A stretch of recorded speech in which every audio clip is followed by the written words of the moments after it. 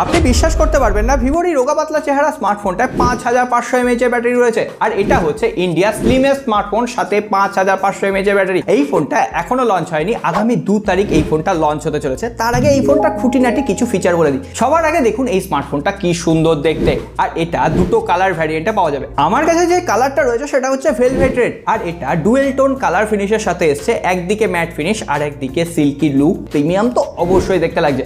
তার আরো একটা কারণ হচ্ছে এখানে 3D কার্ভ অ্যামোলেড ডিসপ্লে রয়েছে, আর একদম স্মুথ মানে 120 হার্টজের রিফ্রেশ রেটও রয়েছে। যাই হোক, এর সঙ্গে সঙ্গে এই স্পেশাল স্মার্টফোনের ক্যামেরার কথা না বললে হয়। এখানে 50 মেগাপিক্সেলের সনি সেন্সর দেওয়া হয়েছে, আর এখানে অরা লাইট দেওয়া হয়েছে। আর অরা ফ্ল্যাশ কি কাজে লাগছে, কত সুন্দরভাবে ফটোগ্রাফি করা যাচ্ছে, তার জন্য অবশ্যই ফুল রিভিউ দেখতে হবে। আর হ্যাঁ, এই স্মার্টফোনের ক্যামেরা দিয়ে আপনি 2x পোর্ট্রেট মোডেও ছবি তুলতে পারবেন, যেটা টেলিফটো সেন্সরের থেকে খুব একটা কম নয়। তো এত সমস্ত কিছু দিয়ে এই ফোনটার দাম কত হতে পারে বলে মনে হচ্ছে? অবশ্যই ভিভোকে ট্যাগ করে আপনি